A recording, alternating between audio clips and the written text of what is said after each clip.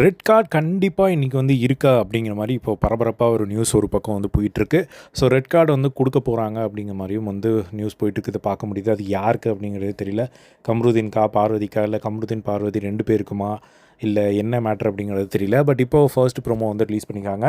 அந்த ஃபர்ஸ்ட் ப்ரோமோவில் வந்து வழக்கம் போல் விஜய் சேதுபதி வந்து பார்த்திங்கன்னா ஒரு சில டைலாக்ஸ் வந்து பேசுகிறாரு. ஸோ அதில் வந்து என்ன சொல்கிறாரு அப்படின்னா, ஃபர்ஸ்ட் அந்த கார் டாஸ்கில் நடந்த விஷயங்கள் எல்லாத்தையும் வந்து ஒரு சின்ன சின்ன கிளிப்ஸ் வந்து போடுறாங்க. தள்ளி விட்டது, சபரி அந்த கதவு அடித்தது எல்லாமே போட்டு, இந்த வீட்டில் நாம் என்ன வேணால் பேசலாம், வாய் இருக்குது அப்படின்னு சொல்லிட்டு இந்த இடத்துல எல்லாத்தையும் பேசிவிட்டு கேட்டால் வந்து சமாளிச்சுக்கலாம், நம்ம நியாயப்படுத்திக்கலாம் அப்படின்னு சொல்லி நினச்சிக்கிட்டு இருக்காங்க. கேட்டால் இந்த சீசனில் நடந்தது, அந்த சீசனில் நடந்தது அப்படின்னு சொல்லிக்கிட்டு இருக்காங்க. எங்கே நடந்தாலும் அதை என்னால் பொறுத்துக்க முடியாது, நம்ம பொறுத்துக்கவும் போகிறது கிடையாது.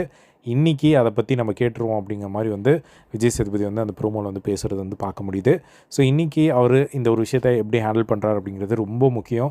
ஏன்னா வந்து இது வரைக்கும் பிக் பாஸ் இந்த சீசன் 9 பார்க்காத யாருமே இன்றைக்கி வந்து பார்க்காத ஆள் கூட இன்றைக்கி வந்து பார்க்குறதுக்கான சான்சஸ் இருக்குது. ஏன்னா நேற்று அப்படி ஒரு சம்பவங்கள் நடந்திருக்கு. ஸோ வெயிட் பண்ணி வந்து பார்க்கலாம் என்ன நடக்குது அப்படின்னு சொல்லி. ஸோ ஃபர்தராக இதை பற்றி அப்டேட்ஸ் கிடைச்சா அப்டேட் பண்ணுறேன். தேங்க்ஸ் ஃபார் வாட்சிங். பை.